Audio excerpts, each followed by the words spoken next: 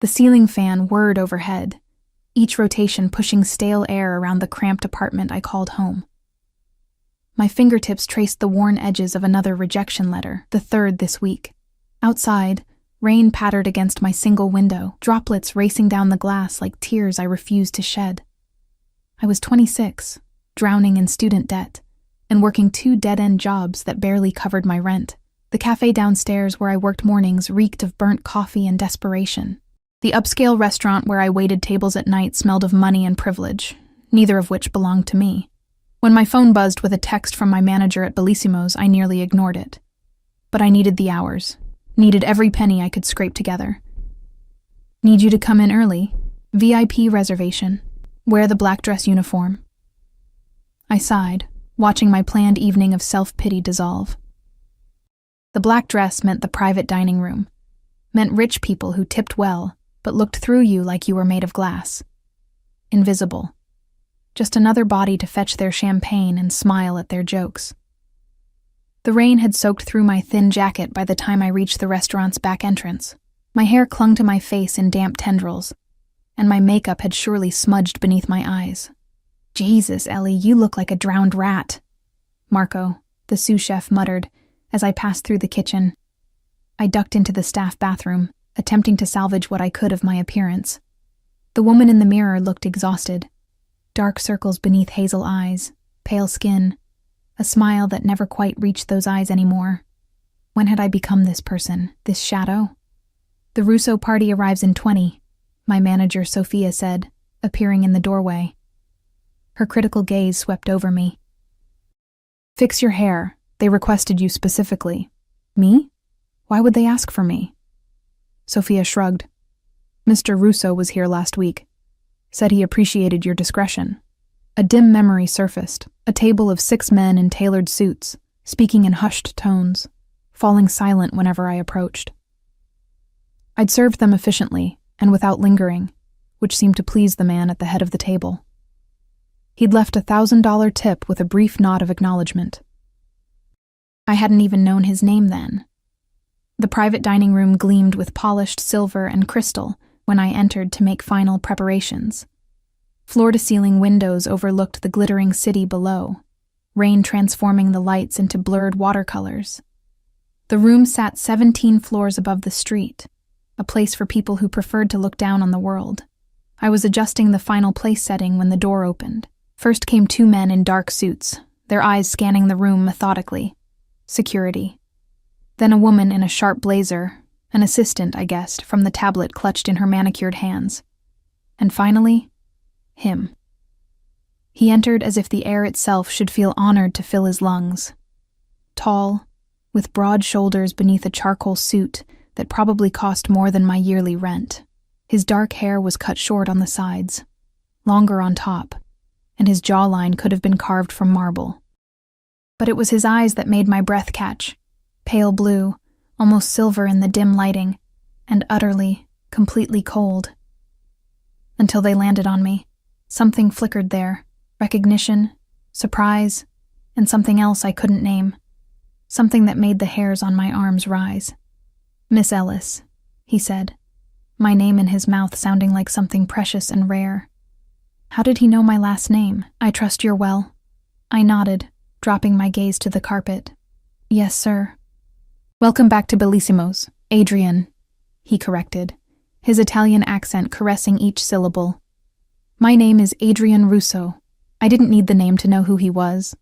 The way his security positioned themselves at the door, the deference in the assistant's posture, the almost imperceptible earpiece. It all spoke of power and danger in equal measure. Everyone in the city knew the Russo family controlled the docks, the construction unions, and half the police force, though no one said so aloud. Will the rest of your party be arriving soon? I asked, desperately clinging to the script of professional service. Adrian settled into the chair at the head of the table, his movements fluid and controlled. There is no party, just us. My confusion must have shown on my face because he added, I own this restaurant, Elena. I can dine alone if I wish. His use of my full first name sent an involuntary shiver down my spine. I hadn't introduced myself to him last week. I never did with customers. Of course, sir. Adrian, I corrected. Would you like to see the wine list? The 2001 Maceto, he said without looking at any menu. And whatever chef recommends for dinner. His eyes never left my face. You'll join me. It wasn't a question. My pulse quickened. Fear and something else. Something I refused to acknowledge, coursing through my veins. I'm working, Mr. Russo. Not tonight. He loosened his tie slightly, the only sign that he was settling in for the evening. Tonight, you're my guest. Before I could protest, Sophia appeared at my elbow. Take care of Mr. Russo, she whispered urgently. Whatever he wants. I understood then. This wasn't a request from a customer. This was a command from the owner, from a man who wasn't accustomed to hearing the word no. Dinner was exquisite, courses I couldn't pronounce and had never tasted. Wine that slid down my throat like liquid silk, and across from me, Adrian Russo watched me with those pale eyes, asking questions about my life, my dreams, my disappointments, questions no one had bothered to ask in years.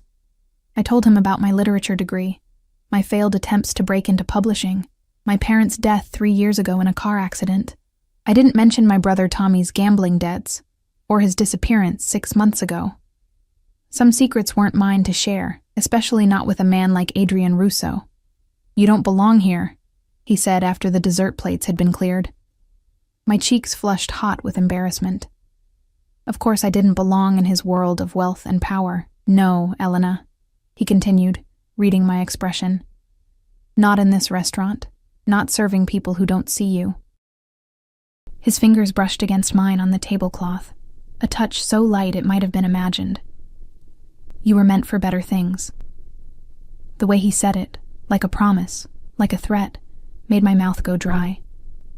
It's getting late, I managed, withdrawing my hand. I should go. My driver will take you home. That's not necessary, I can... It's raining and this neighborhood isn't safe at night. His tone hardened slightly. I insist.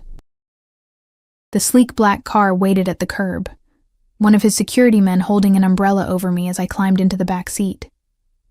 To my surprise, Adrian slid in beside me. You don't need to escort me, I said, pressing myself against the door to maintain distance. I protect what interests me, Elena. His gaze traveled over my face in the dim interior. And you interest me greatly. The car moved silently through the rain-slicked streets, and I found myself giving my address without thinking. We rode in silence, the space between us electric with unspoken words. When we reached my building, a dilapidated structure in a neighborhood that had seen better days, Adrian frowned. This isn't safe. It's all I can afford, I said, defensiveness creeping into my voice. For now. 2 simple words that carried implications I wasn't ready to consider. He insisted on walking me to my door, his security man trailing at a discreet distance. At my apartment, I fumbled with my keys, acutely aware of how shabby everything must look through his eyes. Thank you for dinner, I said formally, desperately trying to regain the professional distance I'd maintained with customers for years. Adrian reached out, his fingers brushing a strand of hair from my face.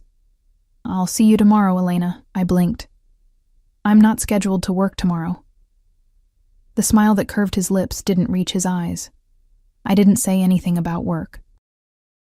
After he left, I leaned against my closed door, heart hammering in my chest. What had just happened? What did a man like Adrian Russo want with me? The questions swirled in my mind as I moved through my evening routine, jumping at every sound outside my window. The next morning, I woke to a knock at my door. A courier stood outside, holding a large white box tied with black ribbon. Elena Ellis? He asked, checking his tablet. Inside the box lay a dress of deep emerald silk, elegant in its simplicity. The card beside it read only, "Wear this. 7 p.m. A." I should have been offended by the presumption. I should have packed the dress away and called the restaurant to ensure I was on the schedule for that night instead. I should have done anything except run my fingers over that silk, imagining how it would feel against my skin. By evening, my curiosity had won over my pride. The dress fit perfectly, suspiciously so. I twisted before my mirror, watching the fabric shimmer in the harsh bathroom light. Precisely at 7, another knock came. This time, It was the security man from the night before. "Mr. Russo is waiting, Miss Ellis." The same black car idled at the curb. Inside, Adrian's eyes darkened with appreciation when I slid into the seat beside him. "Beautiful," he murmured. "Where are we going?" I asked, ignoring the warmth his approval sent spreading through my chest. "Somewhere safe." The car wound through the city before climbing the hills to the exclusive Altura neighborhood, where mansions perched like crowns upon the ridge. We passed through wrought iron gates and up a long driveway to a modern structure of glass and stone that seemed to grow organically from the hillside. "Is this your home?" I asked as the driver opened my door. Adrian's hand found the small of my back. "One of them." Inside was a world of understated luxury. Clean lines, warm woods, and floor-to-ceiling windows overlooking the city below. Art I recognized from museum visits adorned the walls. No photos, I noticed. Nothing personal. "Why am I here?" I finally asked, as he poured 2 glasses of amber liquid from a crystal decanter. Adrian handed me a glass, his fingers brushing mine deliberately. "Because I want you to be." That's not an answer. Something like respect flickered in his eyes. "No, it isn't." He gestured toward the windows. "Do you know what I see when I look out there, Elena? A city of people pretending they're happy, pretending they're safe, pretending they're free." He moved closer, the heat of him warming my skin through the silk dress. "But you don't pretend. It's there in your eyes, the truth, the loneliness, the hunger for something more." I took a step back. "You don't know me.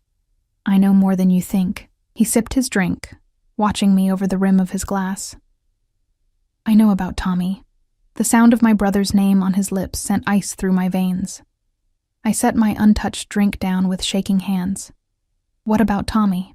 "He owes certain people a considerable amount of money, people who aren't as patient as I am." Understanding dawned with sickening clarity. "Is that why I'm here? Because of my brother's debts?" Adrian's expression hardened. "You're here because I want you here. The matter with your brother is separate, but you know where he is?" "Yes." One simple word that changed everything. 6 months of fear and uncertainty compressed into a single syllable. "Is he alive?" My voice cracked on the question. Adrian moved toward me, his hand coming up to cup my cheek. "For now. But his situation is precarious." Tears burned behind my eyes. "What do you want from me? Right now?" His thumb traced my lower lip. "I want you to have dinner, to rest, to feel safe for one night, and tomorrow?" His smile was gentle, but held no warmth. "Tomorrow, we'll discuss how you can help your brother, and how I can help you." We ate on the terrace. The city lights spread beneath us like fallen stars. Adrian spoke of his childhood in Sicily, his father's business, his mother's death when he was 12. He asked about my parents, my studies, my favorite books. It felt almost normal, almost like a date, if I could forget who he was, what he represented, and the unspoken threat hanging over my brother's life. After dinner, he showed me to a guest room larger than my entire apartment. The bed was turned down, and a silk nightgown lay across the duvet. "You'll stay here tonight," he said, standing too close in the doorway. "And if I want to leave?" His expression didn't change. "Do you?" The question hung between us, charged with implications. Leave and return to my cramped apartment, to my dead-end jobs, to my life without Tommy? Or stay and step into whatever game Adrian Russo was playing? "I'll stay," I said finally. "But only because of Tommy." Adrian's fingers traced the line of my jaw. "Lie to yourself if you must, Elena. But don't lie to me." He stepped back. "Sleep well.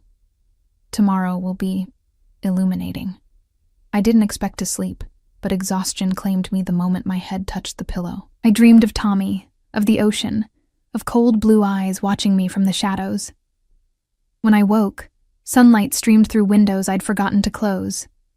A breakfast tray waited on the bedside table, along with another box. Inside lay jeans and a cashmere sweater in my size with a note. "We have business in the city. Casual attire.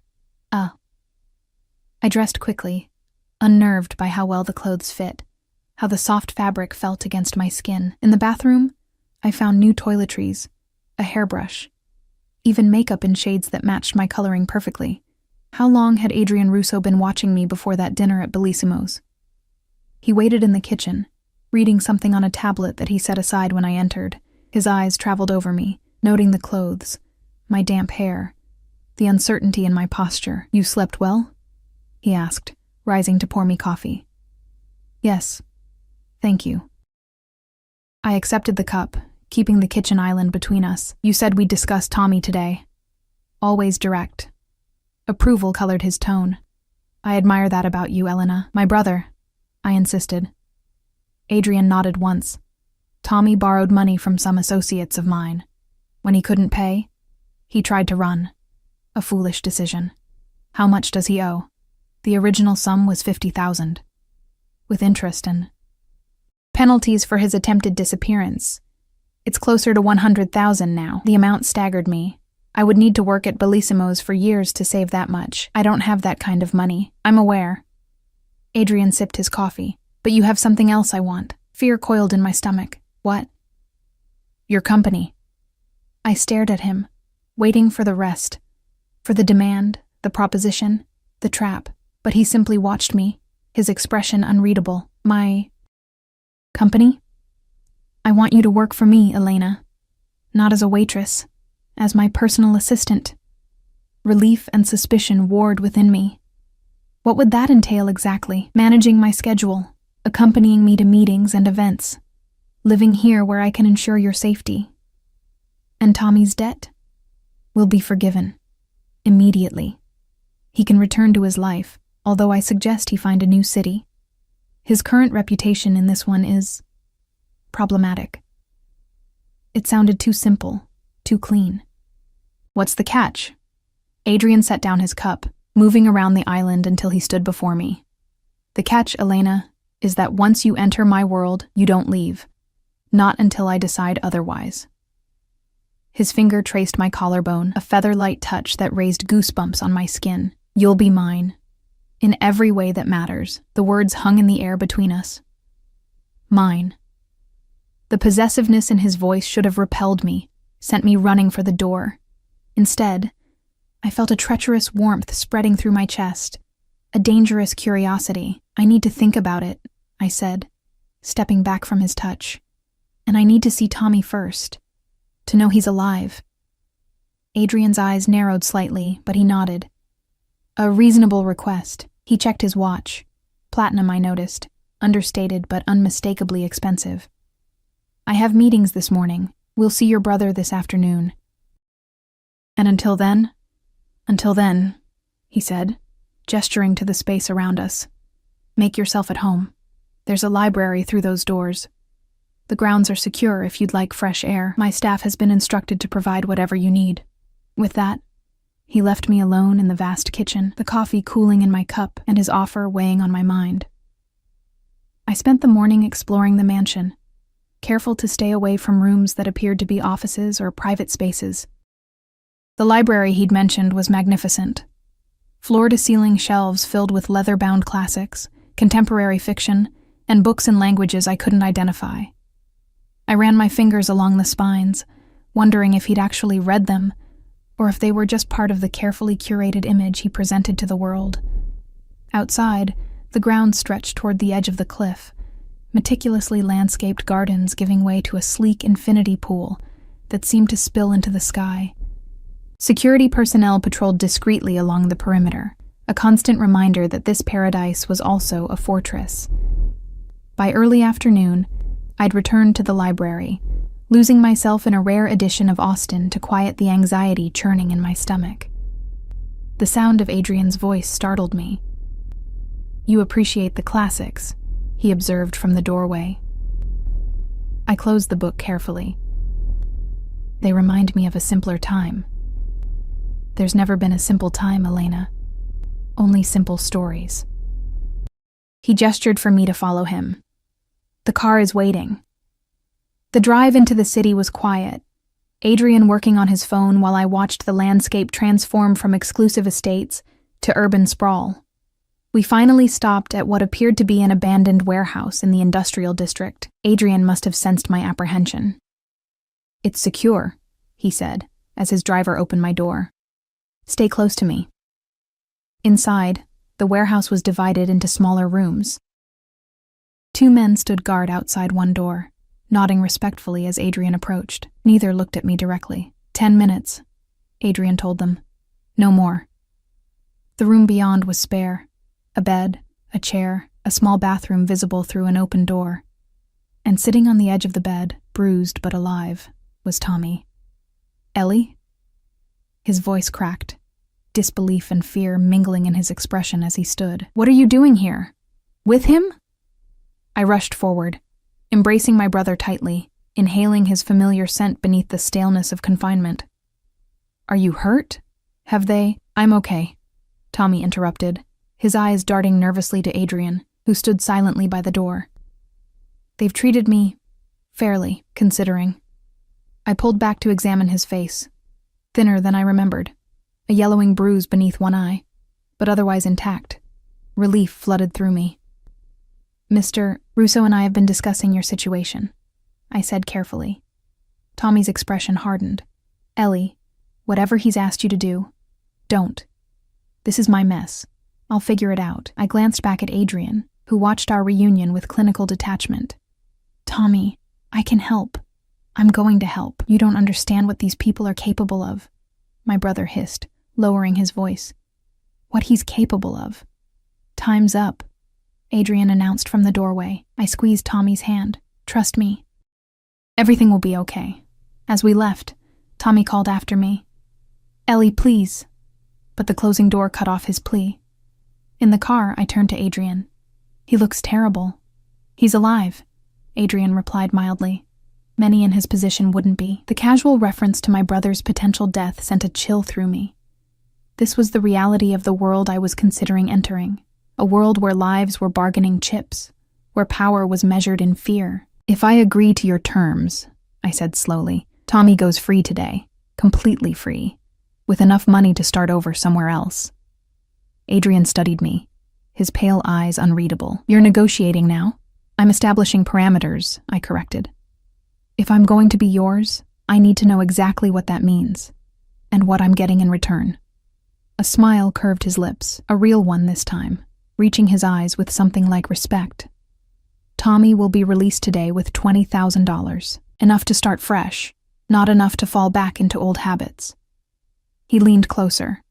As for what being mine means, Elena, it means your safety, your comfort, your future are my concern. It means you work for me, live in my home, accompany me where I require your presence. And in my personal life, I pressed, needing clarity on the boundaries, if any existed. You won't have a personal life separate from me. His tone was matter-of-fact, as if discussing the weather. Where you go, who you see, what you do, all of it will be with my knowledge and approval. My stomach tightened. And if I want to leave, after a year or two? Adrian's expression cooled. That's not how this works. So I'd be your prisoner. No. He reached across the space between us, his fingers brushing my cheek. You'd be under my protection. There's a difference. And physically? I forced myself to ask the question that had hovered unspoken between us. What do you expect? His eyes darkened, but his voice remained controlled. I don't take what isn't freely given, Elena. When you come to my bed, and you will, it will be because you want to be there. The confidence in his assertion sent heat rushing to my face. I looked away, watching the city pass outside the window. I need tonight, I said finally. To think. To decide. One night, he agreed. No longer. We returned to his mansion as evening fell. Adrian disappeared into his office, while I wandered onto the terrace, watching the sun sink below the horizon, painting the sky in shades of fire. The beauty contrasted sharply with the heaviness in my chest, the impossible choice before me. Dinner was served on the terrace, Adrian joining me as if this were normal, as if I weren't contemplating signing away my freedom to save my brother. He spoke of a gallery opening the following week, of a business trip to Milan at the end of the month, all with the casual assumption that I would be by his side. You're very confident in my answer, I observed as dessert was cleared away. Adrian leaned back in his chair, studying me over the rim of his wineglass. I know desperation when I see it, Elena. And I know you love your brother more than you love your freedom. The accuracy of his assessment stung. You've been watching me for a while, haven't you, before the restaurant? 6 months, he admitted without hesitation, since Tommy first borrowed money from my associates. The timeline aligned perfectly with my brother's disappearance. You've been waiting for this moment. I've been waiting for you, he corrected. The timing is convenient. Why me? The question had burned in my mind since that first dinner. I'm nobody. I have nothing to offer someone like you. Adrian set down his glass, his expression softening almost imperceptibly. You pushed a child out of the path of a speeding car last winter, on 5th Avenue. You gave your umbrella to an elderly man during a downpour, then walked 6 blocks in the rain. You leave food for the stray cat behind your building, even when you can barely feed yourself. He leaned forward. You have a rare quality, Elena, a goodness that hasn't been corrupted by the world. That's worth more than you know. I stared at him, unnerved by the intimate knowledge of my life, by the intensity in his gaze. You had me followed. I had you observed, he corrected. There's a difference. Later, alone in the guest room, I paced the floor, weighing options that weren't really options at all. Could I run? Take Tommy and disappear? The thought was laughable. Adrian Russo had resources I couldn't imagine, connections everywhere. There would be no hiding from him. Could I refuse? Go back to my life? Leave Tommy to his fate? The idea made me physically ill. In the end, there was only one path forward, only one choice that wasn't really a choice. Morning found me in the kitchen before Adrian, watching the sunrise paint the sky in delicate pinks and golds. He entered silently, observing me for a moment before speaking. You've decided. I turned to face him, squaring my shoulders. Yes, I accept your offer, with one additional condition. His eyebrow raised slightly, which is, I want it in writing. A contract that specifies Tommy's freedom, my obligations to you, and a term limit. 5 years. I met his gaze steadily. After 5 years, I want the option to leave if I choose. Adrian's lips quirked in amusement. Always surprising me. He considered for a moment. 3 years. With the understanding that if you leave, you do so with nothing but what you brought with you. And you never contact your brother again. The condition was cruel, calculated to ensure I would think carefully before walking away. Fine. 3 years. And I want your word, he added, moving closer. Beyond any paper you sign, I want you to promise me, Elena. 3 years. Completely mine. I swallowed hard, feeling the weight of the promise he was asking for. You have my word. Something darkened in his eyes. Satisfaction, possession, desire. He reached for my hand, raising it to his lips in a gesture that felt both old-fashioned and strangely intimate. Then we have an agreement. Everything moved quickly after that. By afternoon, a contract had been prepared, reviewed by a lawyer who arrived and departed with discreet efficiency. I signed my name with shaking fingers, watching as Adrian's bold signature claimed the line beside mine. Your brother will be released tonight, Adrian informed me as the documents were taken away. My men will drive him to the airport with a ticket to Portland and enough cash to start over. I want to say goodbye. Adrian shook his head. A clean break is better, for both of you. I wanted to argue, to insist on one last moment with the only family I had left. But the finality in Adrian's tone made it clear this wasn't negotiable. My first lesson in the new power dynamic between us. What happens now? I asked instead. Now, Adrian said. We begin your transition. My assistant has arranged for your belongings to be packed and brought here. Tomorrow, we'll discuss your duties in detail. His eyes traveled over me appraisingly. Tonight, we'll have dinner with an associate of mine. Your first official appearance as part of my household. The day passed in a blur of details. A personal shopper arriving with racks of clothing for me to try. A stylist measuring me for alterations. A woman explaining the security protocols of the house.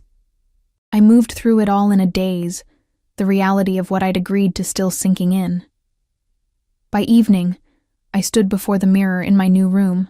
Not the guest room, but a suite adjacent to Adrian's, decorated in soft creams and blues. The dress they'd selected for dinner was black, simple but elegant, highlighting my figure without being overtly provocative. My hair had been styled, my makeup applied by professionals. The woman in the mirror looked like me, but wasn't me, not the real me, the one who had existed before Adrian Russo had entered my life. A knock at the door preceded Adrian's entrance. He paused, his eyes darkening as they swept over me. "Beautiful," he murmured. The same word he'd used before, but weighted differently now that I belonged to him. "Who are we meeting?" I asked, reaching for the clutch purse that had been provided along with the dress. "Carlo Vega, a business associate from Miami." Adrian offered his arm. "He's an important connection, but not entirely trustworthy. You'll sit beside me, speak when spoken to, and observe everything." I placed my hand on his arm, feeling the solid strength beneath the expensive suit. "Is this a test?" Adrian's smile was sharp. "Everything is a test, Elena, but I have no doubt you'll excel." As we descended the stairs together, I felt the eyes of the household staff tracking our movement, noting our linked arms, the proprietary way Adrian guided me. Whatever they thought of the situation, of me, remained hidden behind professionally blank expressions. Outside, the familiar black car waited in the circular drive.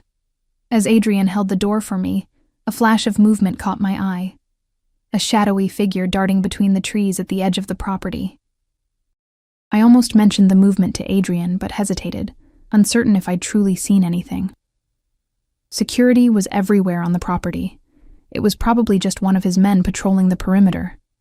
Still, a sense of unease settled in my stomach as the car pulled away from the mansion. The restaurant was an exclusive establishment downtown, its entrance unmarked save for a discreet brass plaque. A host greeted Adrian by name, leading us through a dimly lit dining room to a private alcove where a man already waited. Carlo Vega rose as we approached, shorter than Adrian but powerfully built, with silver threading through his dark hair and a smile that didn't reach his eyes. Those eyes lingered on me a beat too long as Adrian introduced us. "A pleasure to meet you, Elena," Vega said, his accent thicker than Adrian's, his handshake lasting seconds longer than necessary. "Adrian has been uncharacteristically secretive about you." Adrian's hand settled possessively at the small of my back as we took our seats. "Elena has recently joined my household. She'll be handling my personal affairs going forward." The double meaning wasn't lost on Vega, whose gaze traveled over me with renewed interest. "Indeed?" A significant promotion from serving tables at Bellissimo's. The fact that he knew where I'd worked sent a chill through me. How much information had been exchanged about me before this dinner? "I'm fortunate," I said carefully, feeling Adrian's approval in the subtle pressure of his hand against my spine. Dinner progressed through multiple courses, the conversation weaving between innocuous topics and veiled references to business dealings I didn't fully understand. I observed as instructed, noting how Vega drank heavily while Adrian barely touched his wine, how the Miami man's gestures grew more expansive as the evening wore on. "The shipment arrives Tuesday," Vega said as dessert was served. "My people are handling the customs paperwork, but I'm concerned about the harbor master. He's become difficult." "The harbor master is no longer your concern," Adrian replied coolly. "It's been addressed." Vega raised an eyebrow. "Permanently?"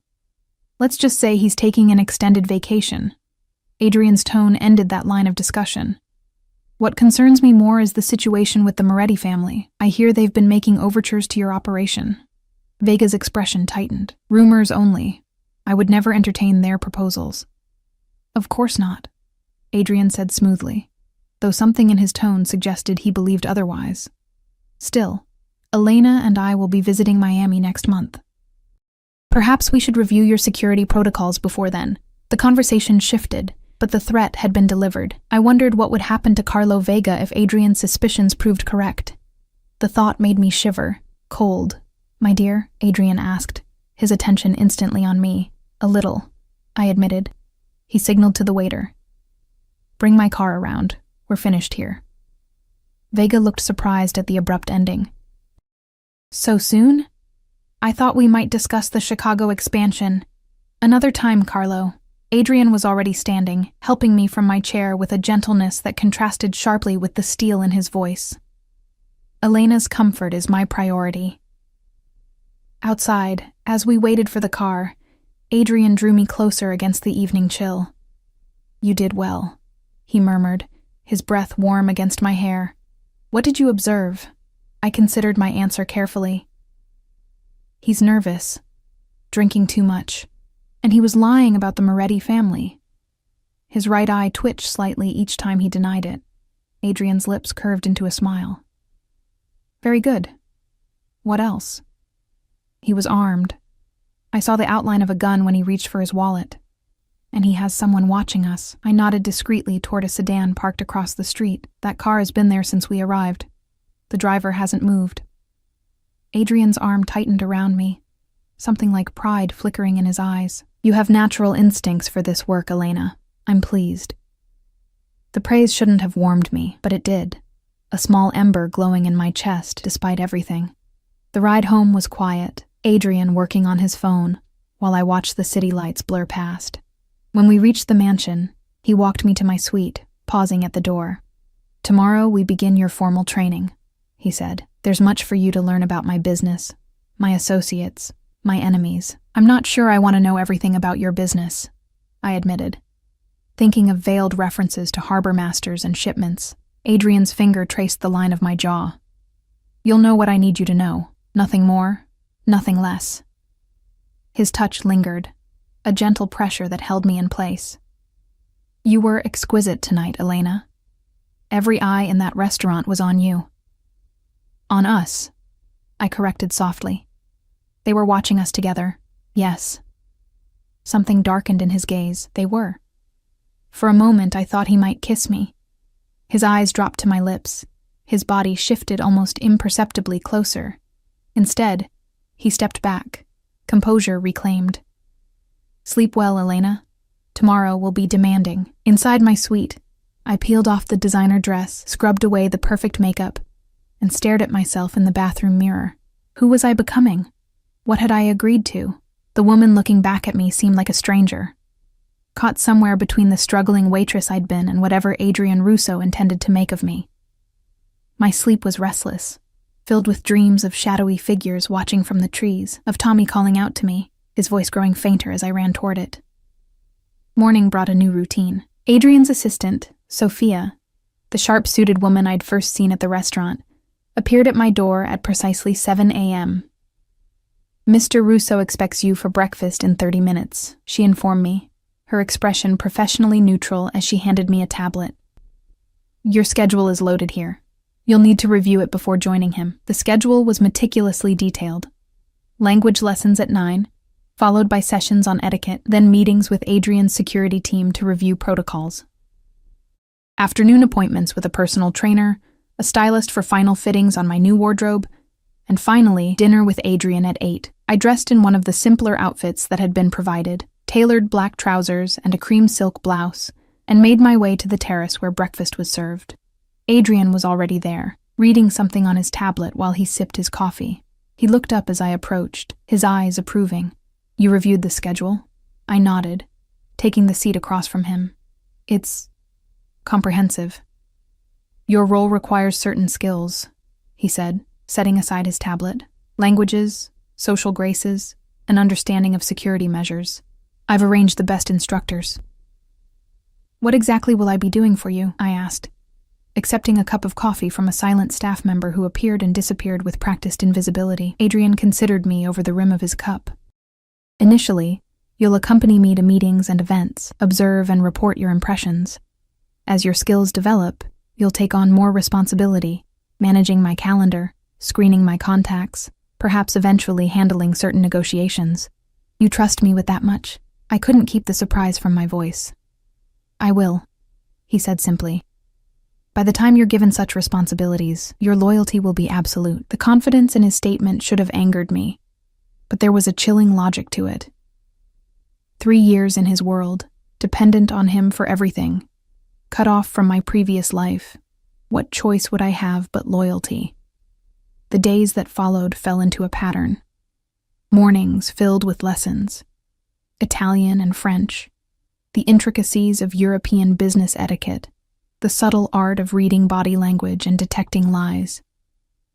Afternoons devoted to physical training, Not just fitness, but self-defense, awareness exercises, even basic instruction in handling a firearm that left my hands shaking and my ears ringing. Adrian was frequently absent during the day, attending to business I wasn't yet privy to, but evenings belonged to him, dinners where he questioned me about what I'd learned, tested my observations, gradually revealed small pieces of his empire. Private moments on the terrace afterward, his hand occasionally brushing mine, his eyes lingering on my face in ways that made my pulse quicken despite my best intentions. 2 weeks into this new life, Adrian informed me over breakfast that we would be attending a gala that evening, my first public appearance as his official companion. "The governor will be there," he said, watching my reaction closely, "along with several business associates you haven't met. This is an important night, Elena." "What do you need from me?" I asked, setting aside my anxiety about the event. A smile touched his lips. "Just be yourself. Observe. Remember what you've learned." His hand covered mine briefly, "and stay close to me." The dress selected for the event was breathtaking.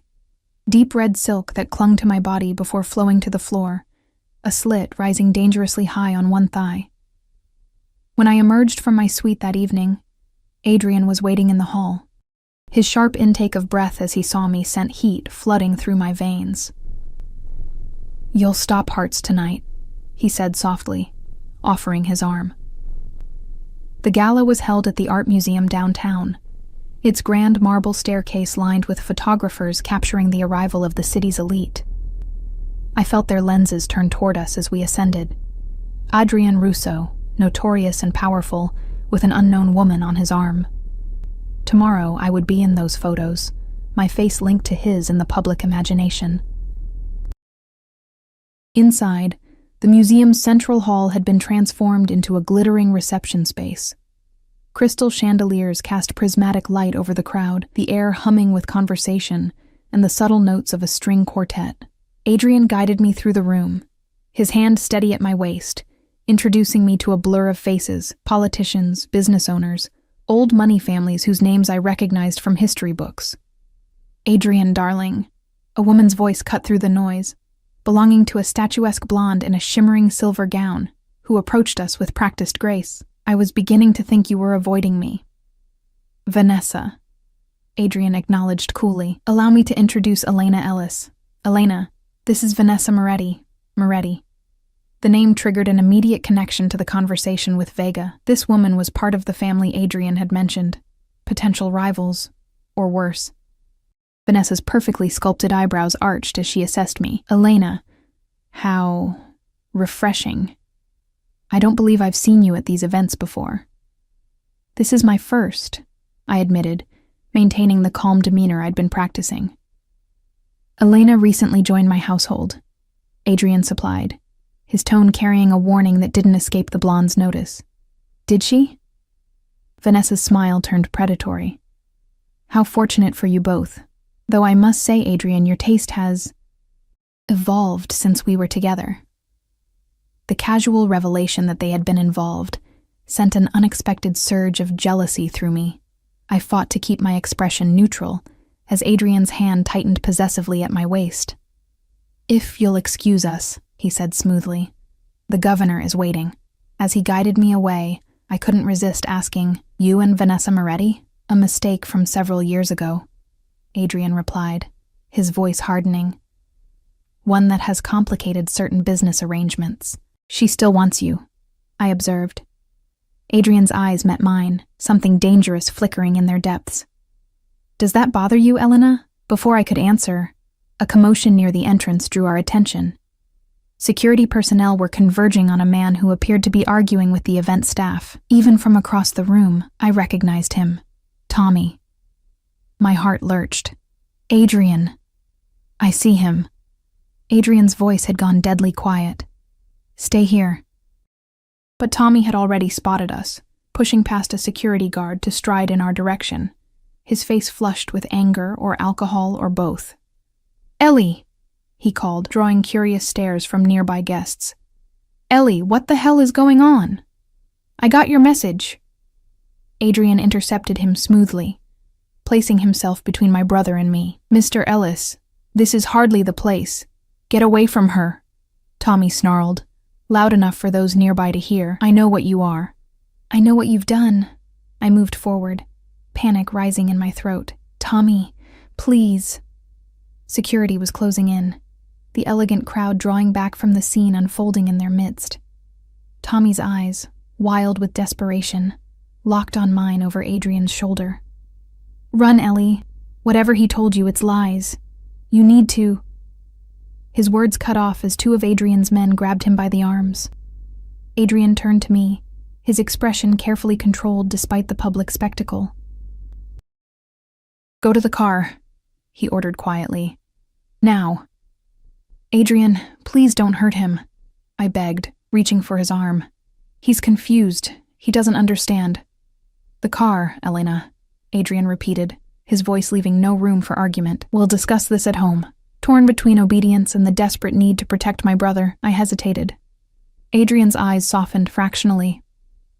"I promise he won't be harmed," he said, for my ears alone. "But you need to go. Now." With one last glance at Tommy, still struggling in the grip of Adrian's security men, I turned and made my way toward the exit, feeling the weight of curious stares following my departure. In the car, I waited, minutes stretching into an hour before Adrian finally appeared, his expression thunderous as he slid into the seat beside me. "How did he find you?" he demanded without preamble. "How did he know you would be here tonight?" "I don't know," I whispered, fear constricting my throat. "I haven't contacted him, I swear." Adrian studied me, his pale eyes searching for deception. "Someone told him, Elena. Someone who shouldn't have." "Is he—" I swallowed hard, forcing the question past the tightness in my throat. "Is he okay?" "He's being taken somewhere secure," Adrian replied, his voice dangerously calm. "Until I determine how he found you and who helped him." The car moved silently through the night, carrying us back to the mansion. I sat rigid beside Adrian, my mind racing. Tommy had mentioned a message I hadn't sent. Someone was playing a dangerous game, using my brother as a pawn. "Adrian," I said carefully. "Tommy mentioned getting a message from me. I didn't send anything." His eyes narrowed. "Are you certain?" "Absolutely certain," I insisted. "You've had me watched constantly since I moved in. You know I haven't contacted him." Adrian's jaw tightened, a muscle pulsing beneath his skin. "Then it seems we have a problem." At the mansion, Adrian led me directly to his office, a room I'd never been allowed to enter before. It was masculine and imposing, walls lined with bookshelves and a massive desk dominating the space. He gestured for me to sit while he poured 2 drinks from a crystal decanter. "Someone is attempting to interfere with our arrangement," he said, handing me a glass. "Someone who knew enough to find your brother and lure him to the gala." I took a sip, the whiskey burning a path down my throat. "Vanessa Moretti?" Adrian's eyebrow raised slightly. "Why do you suspect her?" The timing of her approach tonight, the way she looked at me, at us. I set my glass down. "And you mentioned her family has been making overtures to Vega. What if this is part of a larger plan to disrupt your business?" Something shifted in Adrian's expression. Surprise, perhaps, and a calculating interest. "You're thinking like one of us now, Elena."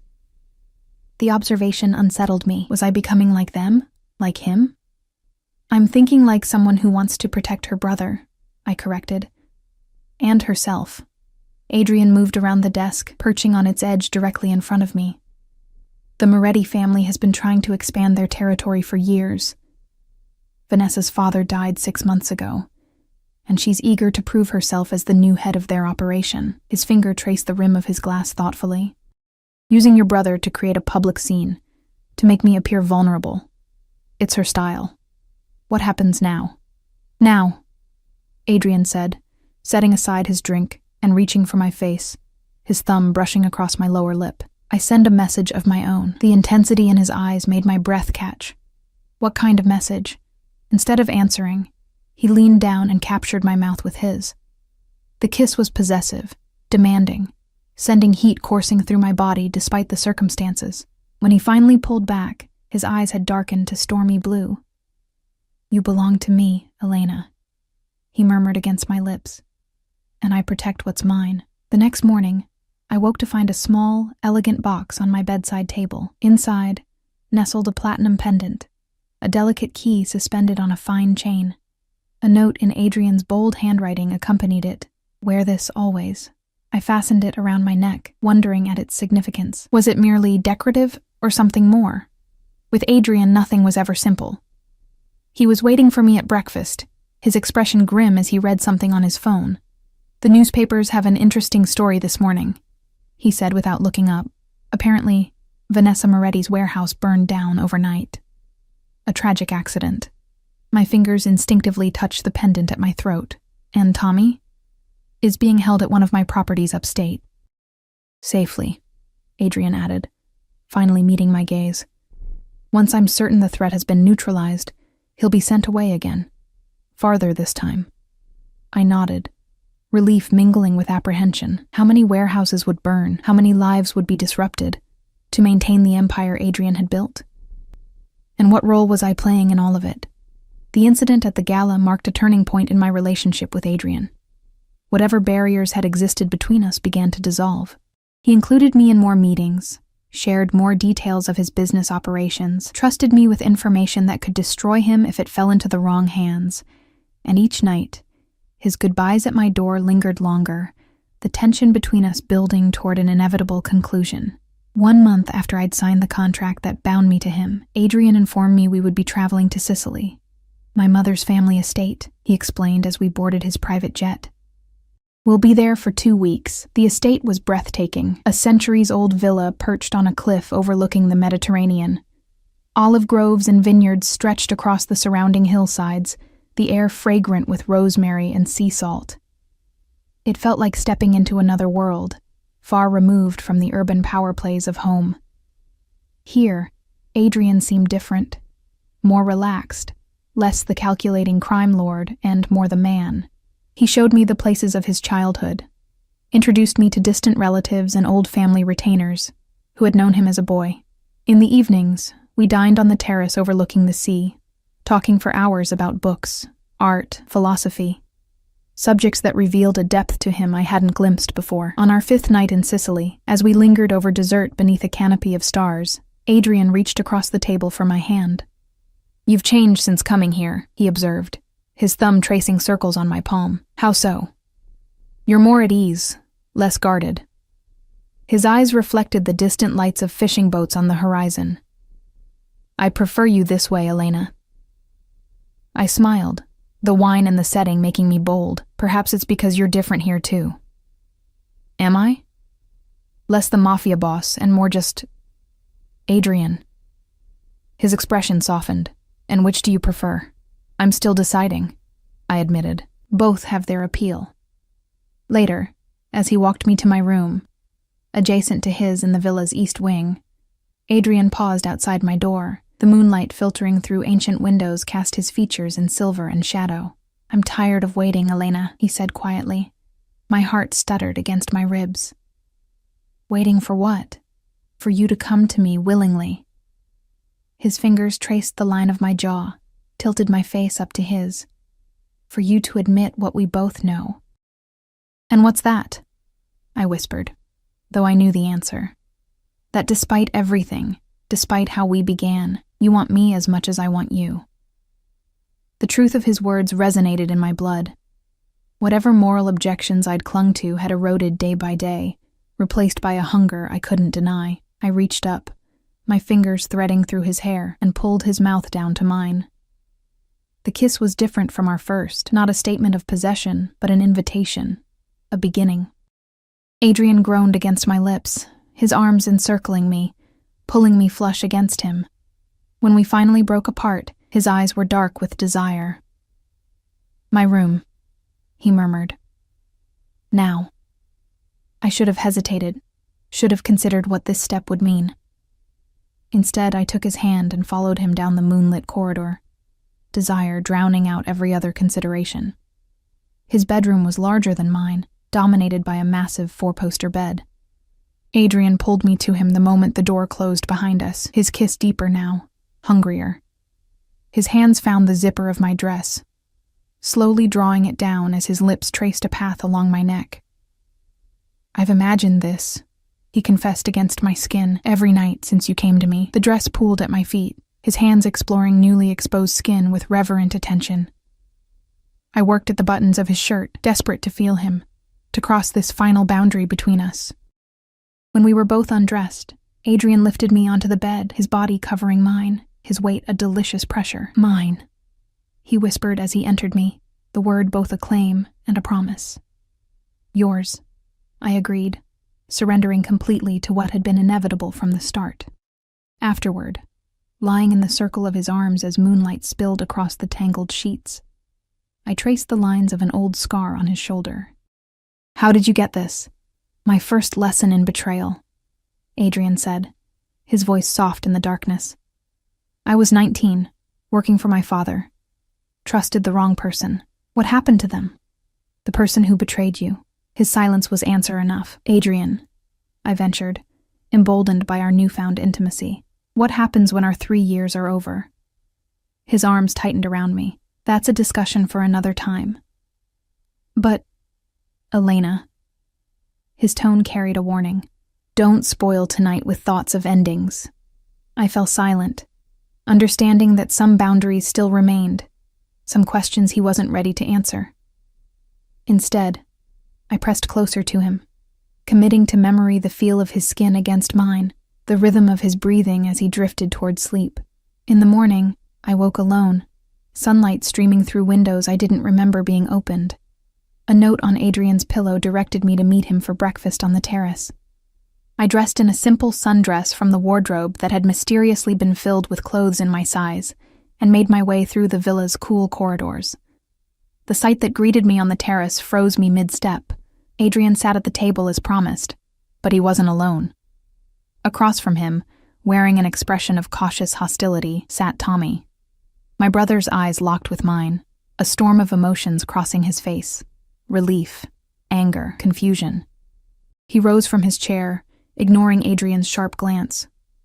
"Ellie," he breathed, moving toward me. I rushed forward, embracing him tightly, breathing in his familiar scent, the last tangible connection to my old life. "Tommy, what are you doing here?" "How?" "Mr. Russo invited me," Tommy said, pulling back to search my face.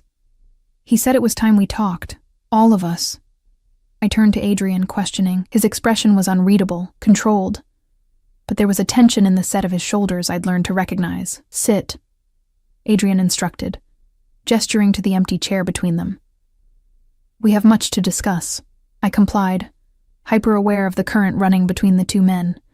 Tommy's barely contained hostility, Adrian's dangerous calm. "Your brother and I have been having an enlightening conversation," Adrian continued once I was seated, pouring coffee into my cup with practiced ease.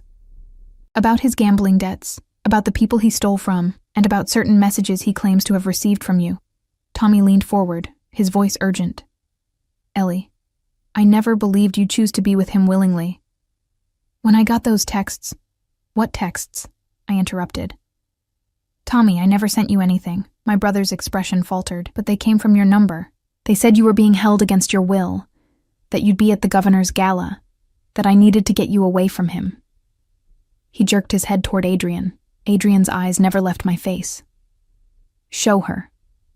Tommy reluctantly pulled out his phone, scrolling to messages that did, indeed, appear to come from my old number. Messages describing abuse, coercion, fear, a tissue of lies designed to provoke exactly the reaction they had. "I didn't send these," I said firmly, handing the phone back. "Someone was using you, Tommy, trying to create problems for Adrian." "Problems?" Tommy's voice rose. "Ellie, this man is a criminal. His family has been running illegal operations in the city for decades." "That's enough," Adrian cut in, his tone deceptively soft. "Elena knows exactly who I am, what I am. Don't you, cara mia?" The endearment slipped from his lips naturally, intimately, and I watched understanding dawn in Tommy's eyes, followed quickly by dismay. "My God," he whispered. "You're sleeping with him." Heat flooded my cheeks, but I held my brother's gaze steadily. "It's more complicated than that, Tommy." "Is it? Because it looks pretty simple from where I'm sitting." Tommy pushed back from the table, standing abruptly. He bought you. With my debt. That's not what happened, I protested, though the denial rang hollow even to my ears. No? Tommy's laugh was bitter. Then walk away with me right now. Let's go, Ellie, right now. I didn't move. Couldn't move. The silence stretched between us, damning in its implication. That's what I thought, my brother said finally. He owns you. I made a choice, I countered, my voice strengthening with conviction I hadn't known I possessed. I chose to save you, yes. But I also chose this life, Tommy. I chose Adrian. Adrian's hand found mine beneath the table, his fingers intertwining with mine in a gesture that felt suddenly, profoundly significant. Mr. Ellis, Adrian addressed Tommy directly, your sister and I have an arrangement. 3 years of her service in exchange for your freedom and safety. That arrangement stands, regardless of your personal feelings about it. And after these 3 years? Tommy demanded. What then? Adrian's thumb traced circles on my palm. That will be Elena's choice. Tommy looked between us, disbelief etched in every line of his face. You actually believe that? That he'll just let you walk away when the time comes? The question echoed my own unspoken doubts, but I pushed them aside. I need you to trust me, Tommy, and I need you to be safe, which means leaving the country, starting fresh somewhere Adrian's enemies can't find you. His enemies? Tommy laughed bitterly. What about your enemies now, Ellie? Because they're the same. You're in his world now. The truth of his statement hit me with unexpected force. I was in Adrian's world, had been sliding deeper into it day by day without fully acknowledging the transformation. Adrian rose from the table, buttoning his linen jacket in a casual display of authority. My jet will take you to Paris this afternoon. From there, you'll be provided with new identification, a bank account, and contacts who can help you establish yourself. His tone left no room for argument. Elena and I will join you for lunch before you depart.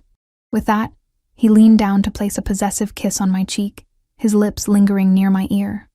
Talk to your brother, he murmured. Make him understand. Then he was gone, leaving Tommy and me alone on the sunlit terrace.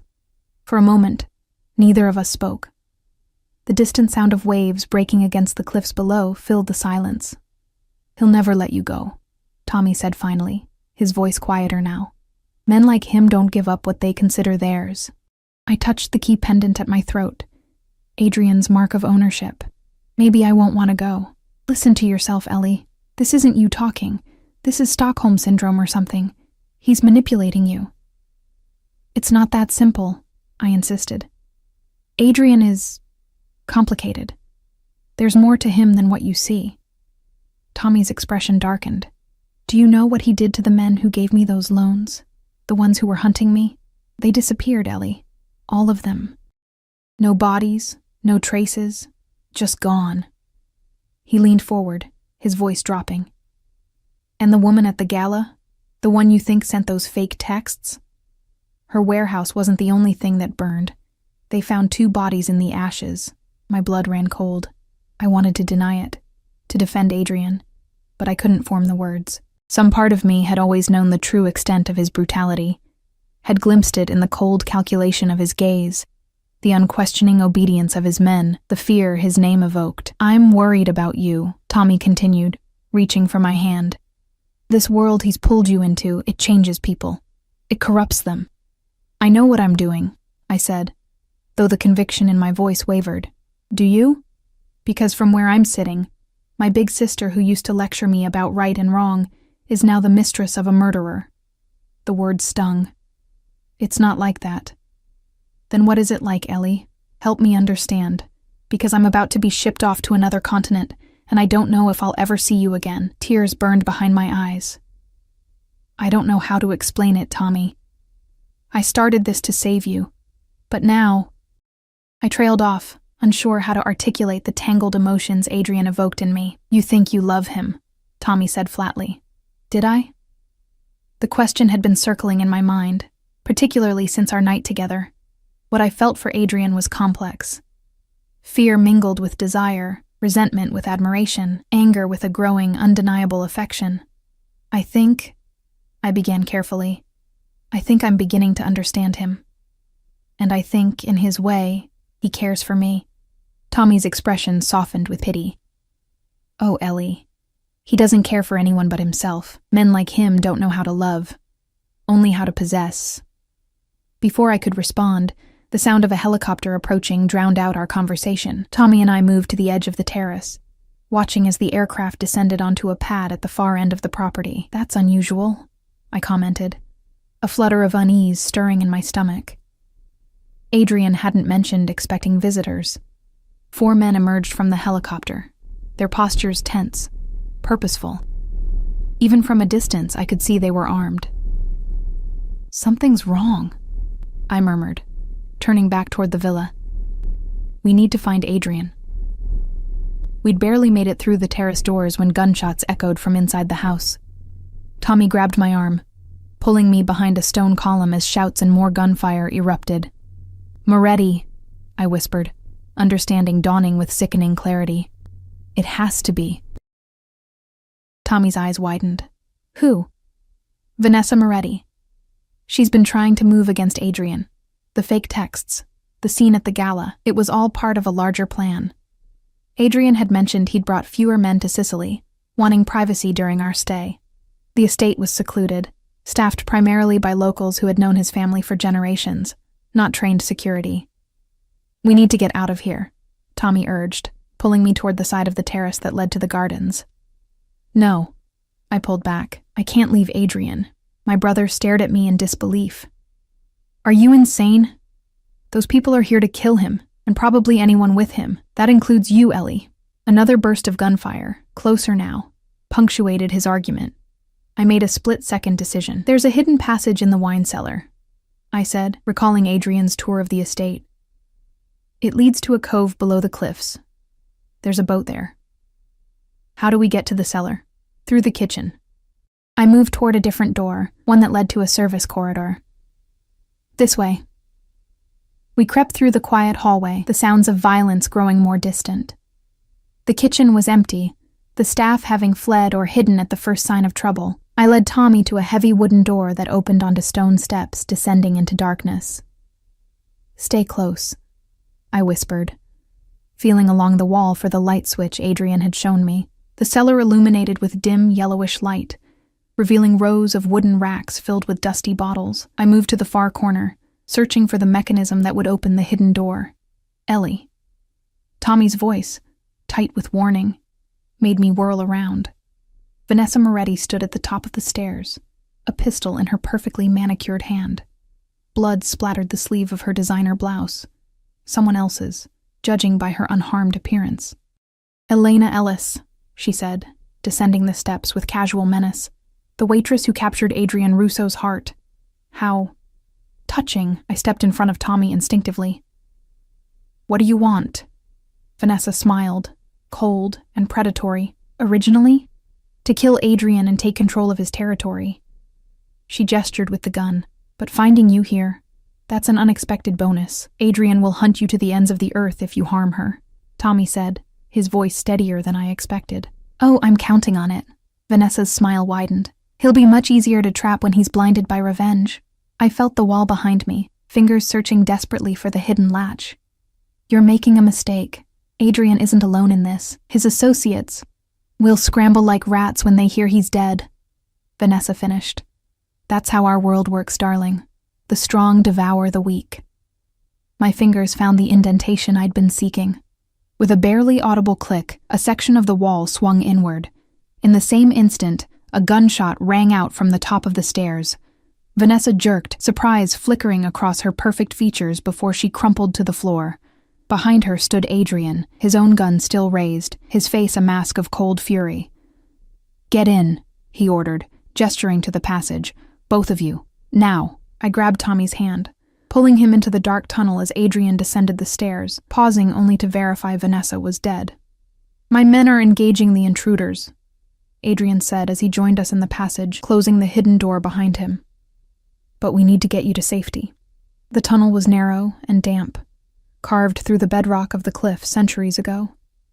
Adrian took the lead, a small flashlight illuminating our path as we descended toward the sound of waves. You knew they were coming, I accused, the realization dawning as we hurried through the darkness. Adrian glanced back at me. I suspected.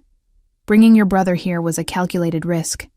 I needed to confirm who was feeding him information. You used me as bait, Tommy said bitterly. I used all of us, Adrian corrected.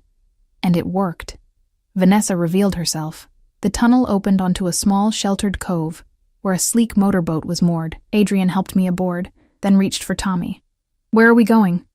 I asked as Adrian started the engine.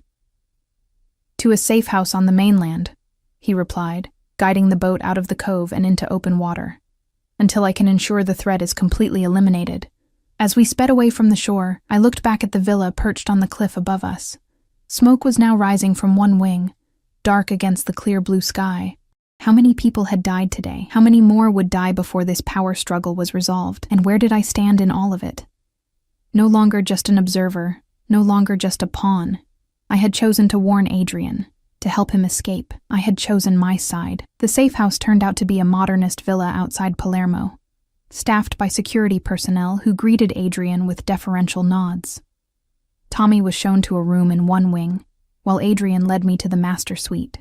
You'll stay with me tonight, he said, his tone making it clear this wasn't a request. Until I'm certain no one followed us. As darkness fell, reports began coming in from Adrian's men at the Sicily estate. The attack had been repelled, with heavy casualties on both sides. Vanessa's body had been removed, along with any evidence of her presence. What happens now? I asked as we lay in bed, Adrian's arm draped possessively across my waist. Now. He pressed a kiss to my shoulder. Now we respond. Decisively. I twisted to look at him. More violence?